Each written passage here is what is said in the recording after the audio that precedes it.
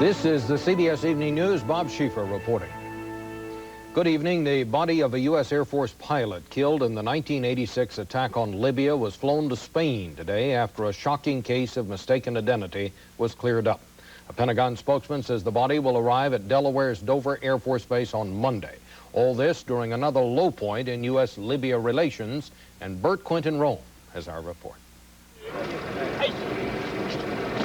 At last, the long flight home for an American pilot who was killed in an undeclared war and kept for years in an undeclared resting place. The last that was known of Major Fernando Ribas Dominici was that he and his weapons officer went down in their bomber during the U.S. raid on Tripoli and Benghazi in April 1986. The Libyans had said that one of the two bodies had been recovered, but it was believed it was that of the weapons officer, Captain Paul Lawrence. And when Libya turned over a body to Vatican intermediaries yesterday, it was assumed it was Lawrence.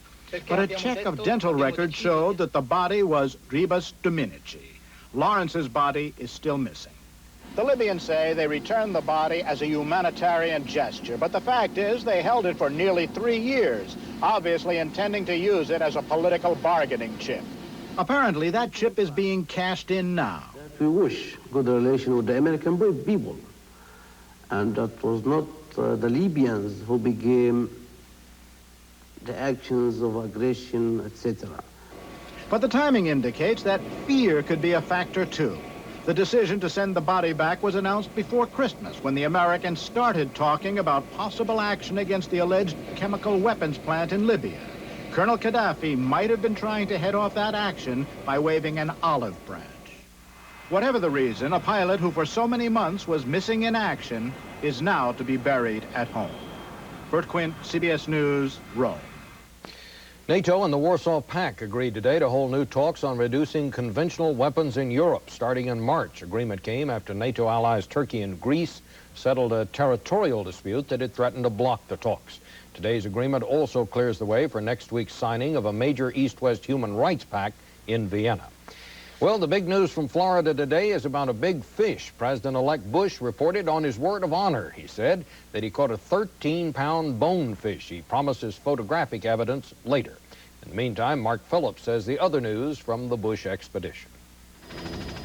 It may seem an unlikely setting, but down here in the semi-tropical paradise of the Florida Keys, a major issue of state is being resolved. I don't see why a man should have to change his whole lifestyle just to be a president. But that was exactly the issue as President-elect George Bush prepared to set out on the second day of his Great Escape pre-inauguration fishing weekend. Throw the shrimp out in front of him. Can a president who loves to play keep playing once he assumes the mantle of office? Mr. Bush thinks the lifestyle change can be kept to a minimum. But Barbara and I are determined to keep it as down to earth as possible. The locals think a president should be able to do what he likes. Well, damn right. I go fishing when I want to. He can go fishing, too. But he's the president. Well, that's all right. He's allowed to go fishing. He can shoot Gaddafi or go fishing, whatever he wants. Previous presidents have tried to do whatever they wanted. Dwight Eisenhower went golfing. The press followed.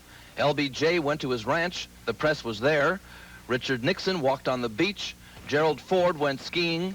Jimmy Carter played softball. Ronald Reagan went riding. And now George Bush goes fishing, and the press is there, even if they're kept 1,000 yards away by a flotilla of security boats.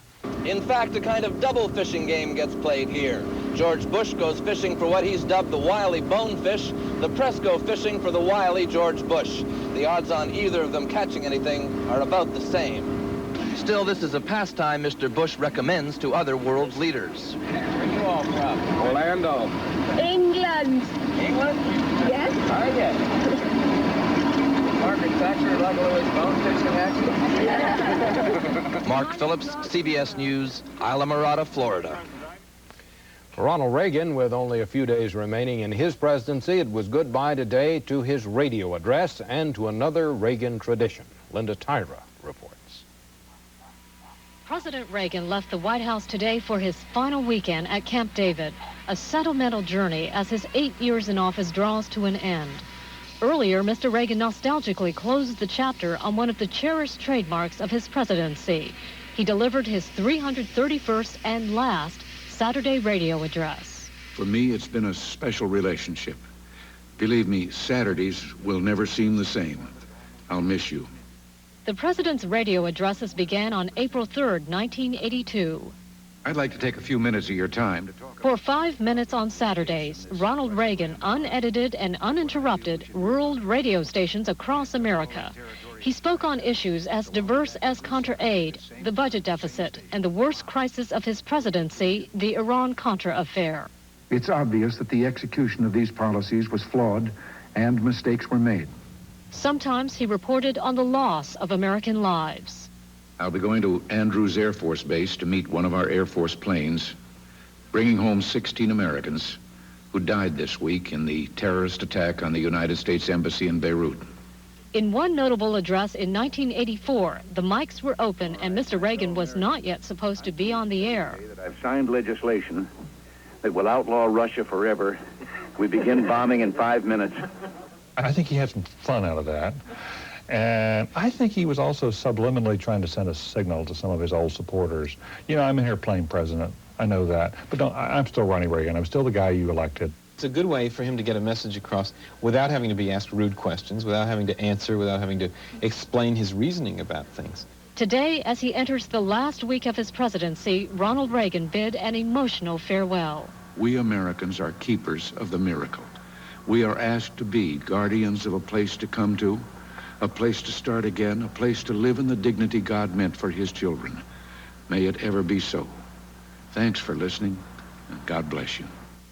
The radio mics have been turned off at the Oval Office, but it's believed Mr. Reagan will soon and easily find somewhere else to talk on the radio. Linda Tyra, CBS News, the White House. And coming up next on tonight's CBS Evening News, a report on President Reagan's man about the houses, and later, one last battle for a U.S. military base, and it's a real beauty.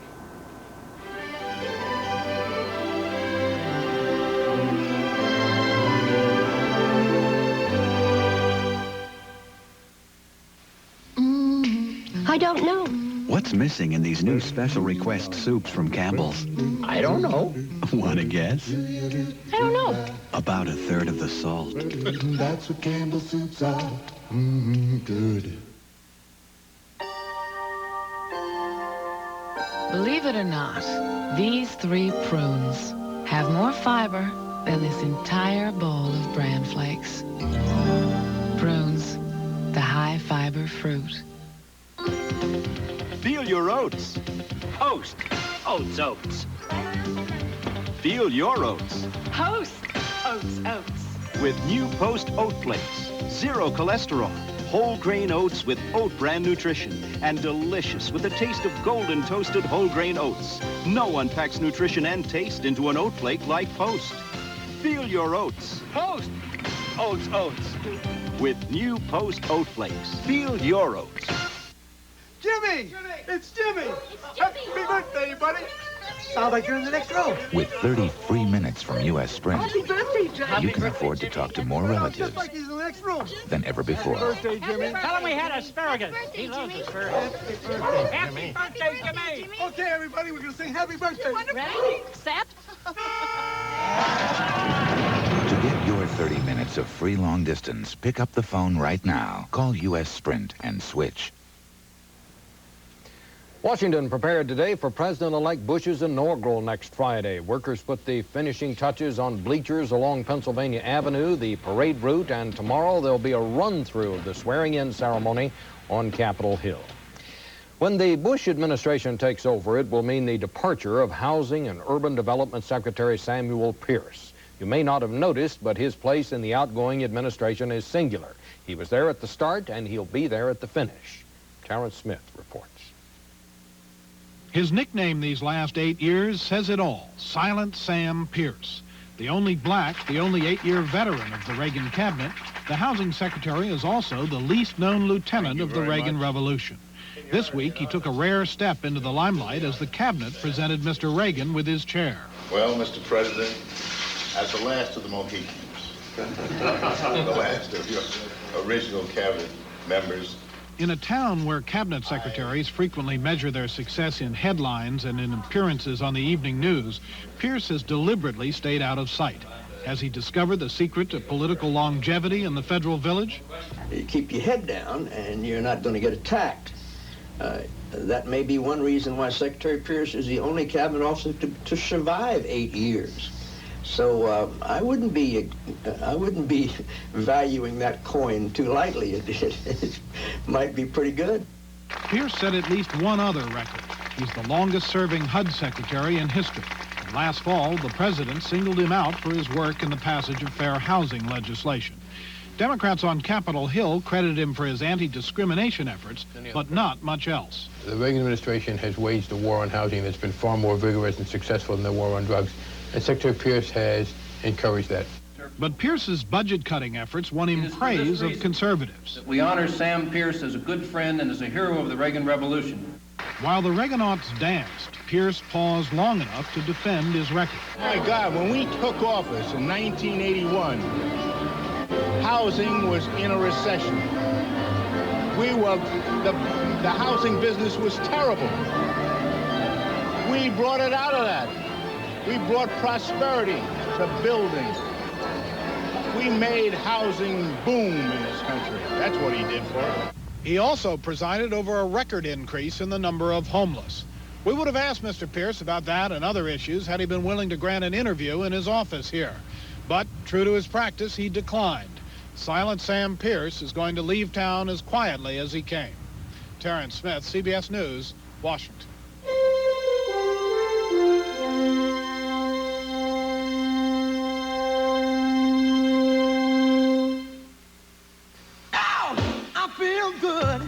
If you want to control your sodium, cholesterol, and fat intake, delicious Le Menu Lifestyle lets you feel So good, so good, I got you. I couldn't tell anybody my problem. Couldn't tell my boss, I don't feel like coming to work because I'm constipated.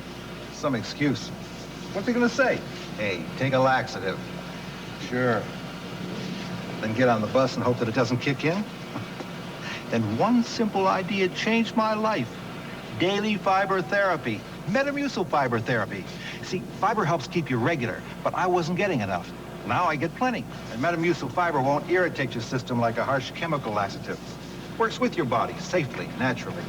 So, with Metamucil every day, I got regular and stayed regular. Now when I talk to my boss, I say, hey, how about a raise? Metamucil, and you could stay regular for the rest of your life.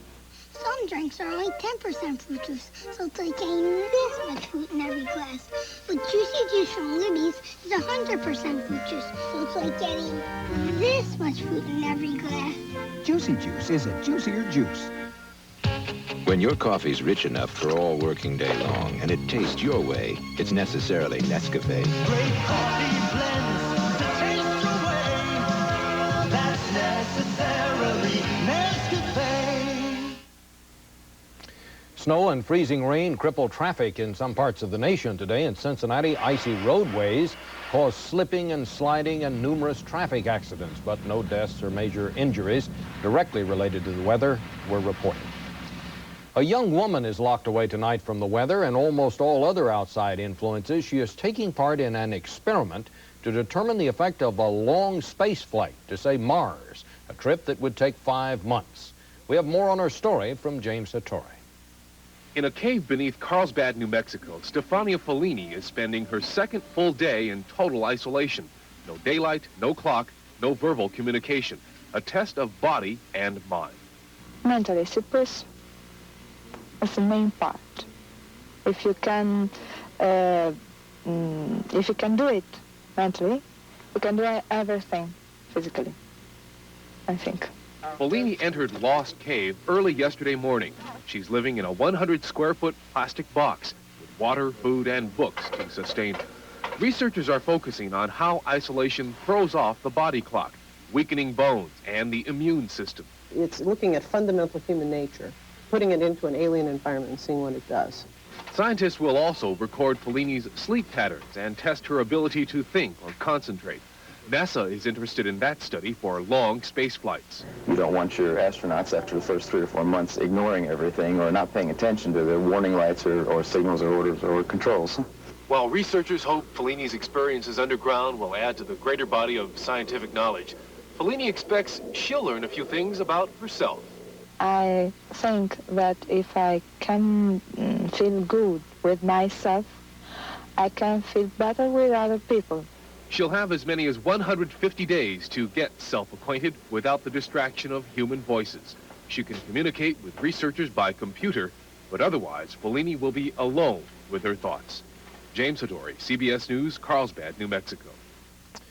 There is also isolation today for a well-to-do Florida town. Like so many American communities, it is trying to cut itself off from crime. Victoria Corderi with that.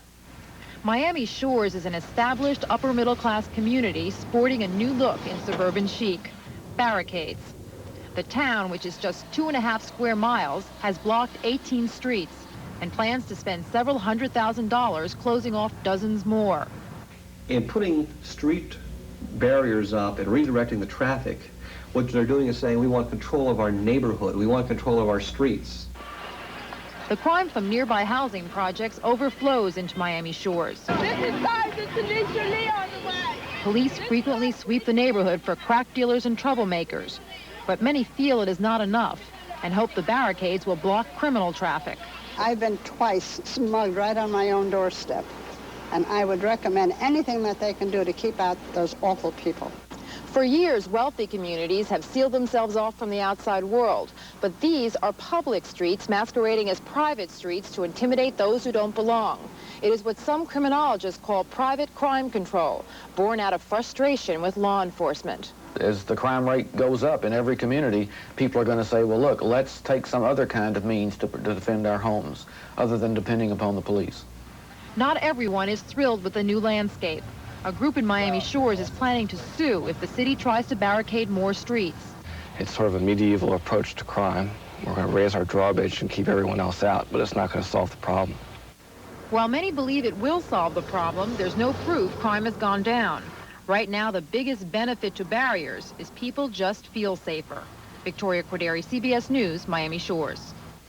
And from our "it was a great story, except it wasn't true" department, it turns out there is a reason why this man, Akiaz Akayan, made up that story about being buried alive for 35 days in the rubble of the Armenian earthquake. His sister is quoted today as saying he thought it would be a good way to get into the best Soviet hospital. Well, he got his wish and made headlines around the world, but now that the story turned out to be a hoax, he's reportedly threatening to jump out the hospital window because he's been pestered by so many reporters.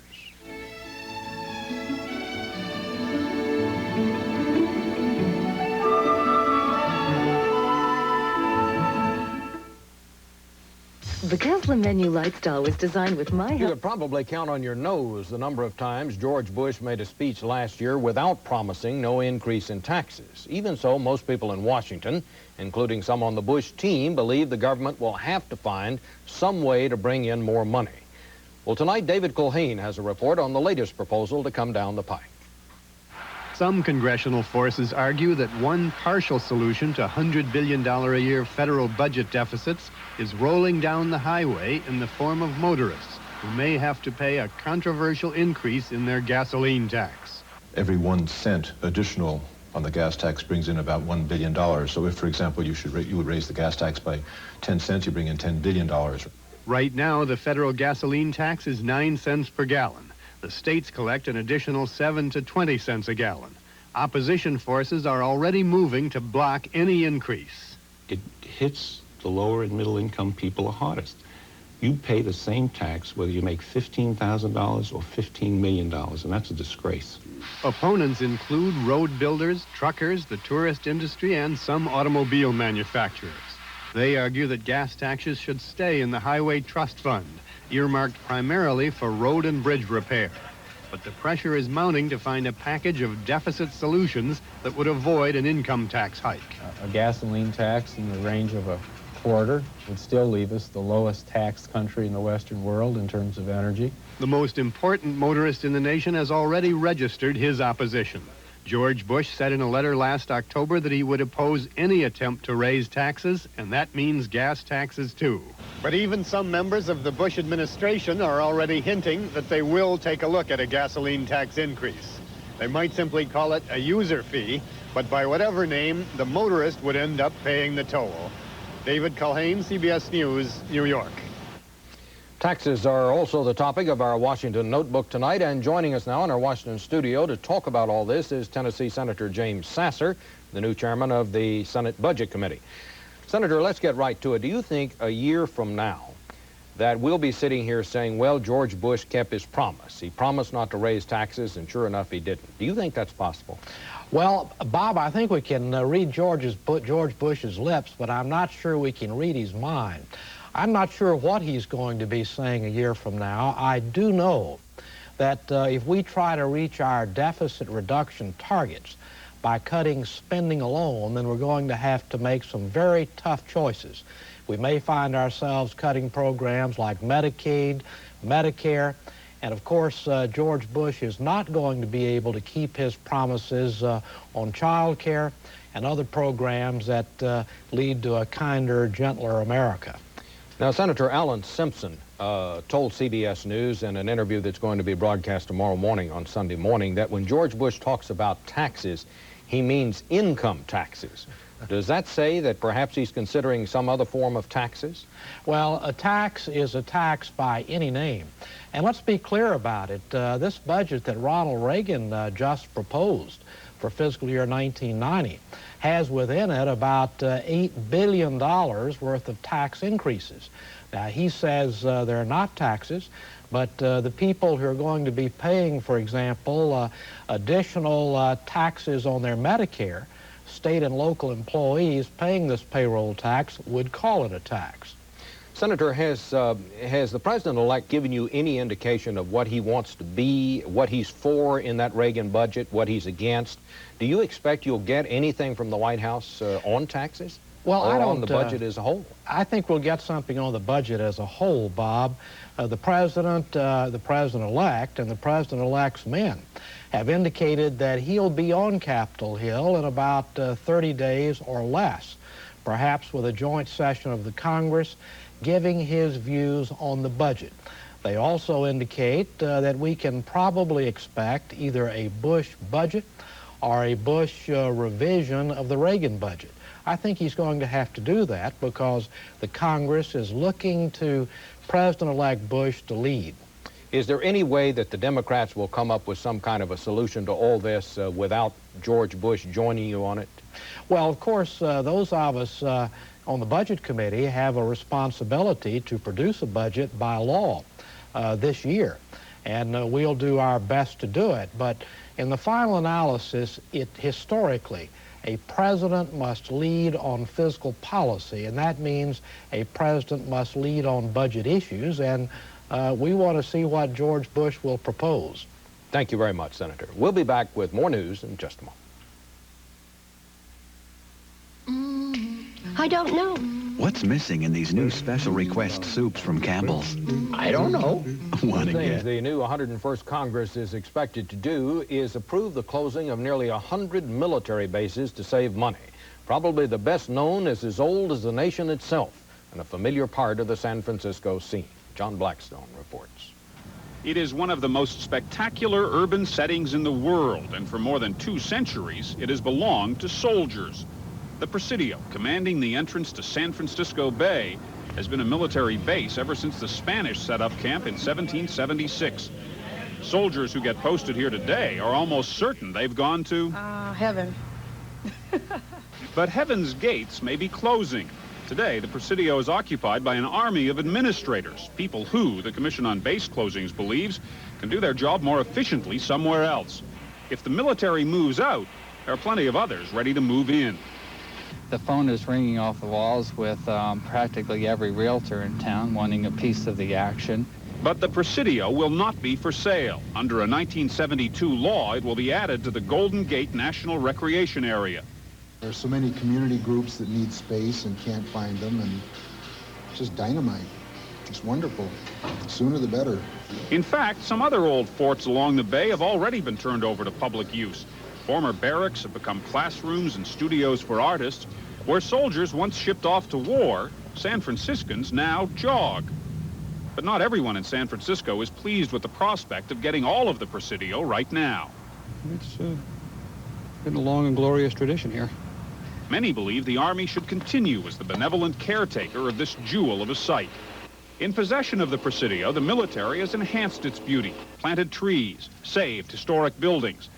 Army supporters claim that closing the base will not save money, just shift expenses from the military to the Park Service. We can't really afford it. The budget for Interior is a lot smaller than the budget for the Department of Defense. As military bases go, it's a peaceable place. There are no guards on the gates of the Presidio. Its cannon have never been fired in anger, but the attack by military budget cutters seems unlikely to be repelled. John Blackstone, CBS News, San Francisco. That's the news. Good night.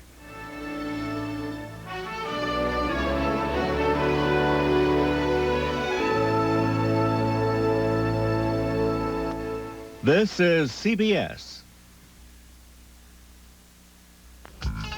Just ahead on 11 News.